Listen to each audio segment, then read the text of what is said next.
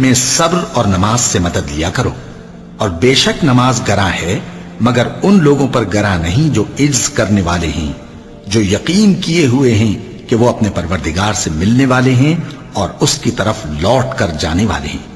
اے یعقوب کی اولاد، میرے وہ احسان یاد کرو جو میں نے تم پر کیے تھے، اور یہ کہ میں نے تم کو جہان کے لوگوں پر فضیلت بخشی تھی۔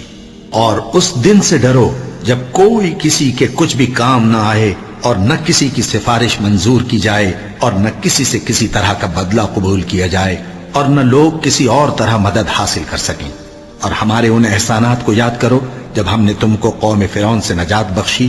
وہ لوگ تم کو بڑا دکھ دیتے تھے، تمہارے بیٹوں کو تو قتل کر ڈالتے تھے اور بیٹیوں کو زندہ رہنے دیتے تھے،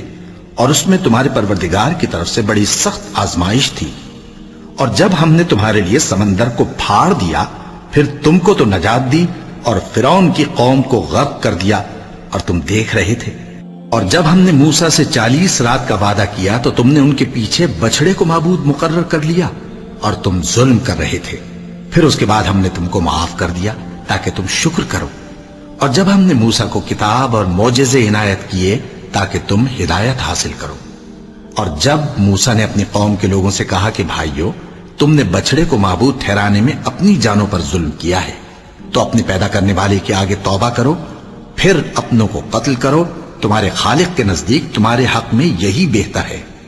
پھر اس نے تمہارا قصور معاف کر دیا، وہ بے شک بڑا معاف کرنے والا ہے، بڑا مہربان ہے۔ اور جب تم نے موسیٰ سے کہا کہ موسیٰ، جب تک ہم اللہ کو سامنے نہ دیکھ لیں گے تم پر ایمان نہیں لائیں گے، تو تم کو بجلی نے آ گھیرا اور تم دیکھ رہے تھے۔ پھر موت آ جانے کے بعد ہم نے تم کو اثر نو زندہ کر دیا تاکہ احسان مانو۔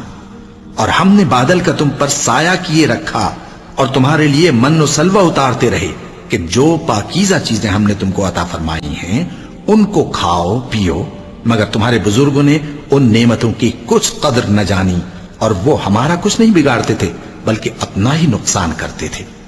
اور جب ہم نے ان سے کہا کہ اس گاؤں میں داخل ہو جاؤ اور اس میں جہاں سے چاہو خوب کھاؤ پیو، اور دیکھنا دروازے میں داخل ہونا سجدہ کرتے ہوئے اور حطوتن کہنا، ہم تمہارے گناہ معاف کر دیں گے اور نیکی کرنے والوں کو اور زیادہ دیں گے۔ تو جو ظالم تھے انہوں نے اس لفظ کو جس کا ان کو حکم دیا تھا بدل کر اس کی جگہ اور لفظ کہنا شروع کیا، پس ہم نے ان ظالموں پر آسمان سے عذاب نازل کیا کیونکہ نافرمانیاں کیے جاتے تھے۔